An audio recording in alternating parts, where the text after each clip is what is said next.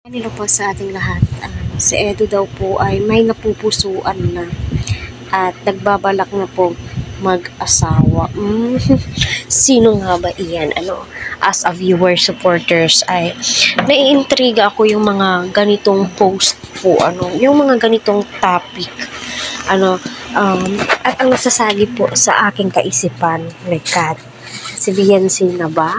Hindi na nga ba makapag-antay itong si Eds? At saka, si Beyonce pa rin po yung magdidesisyon yan.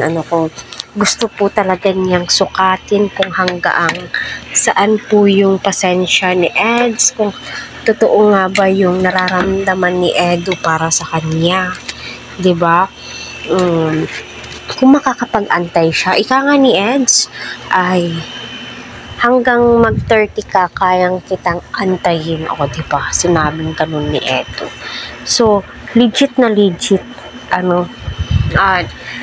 napakadami ang gumagawa ng reaction video patungkol nga po dito. At marami din nagsasabi na hindi na aabutin ng 18 years old itong si Beyonce.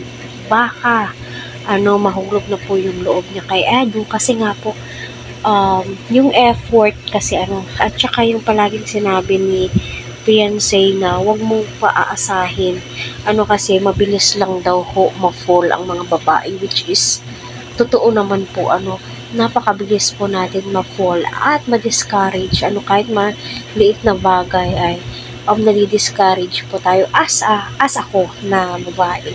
Yun po yung nararamdaman ko. Pero fight lang, kasi dyan po natin masusukat po talaga, diba? Kaya patuloy po natin suportahan si Kalinga Prab at ako, Team Kalinga. So, sa mga usaping mag-aasawa na si Eds, alam naman po natin na 6 years na atang walang girlfriend itong si Edu.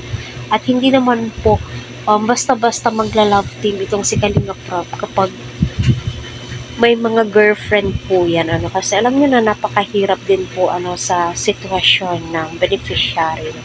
Baka ma-fall, tapos may girlfriend pala. So, away po talaga yan.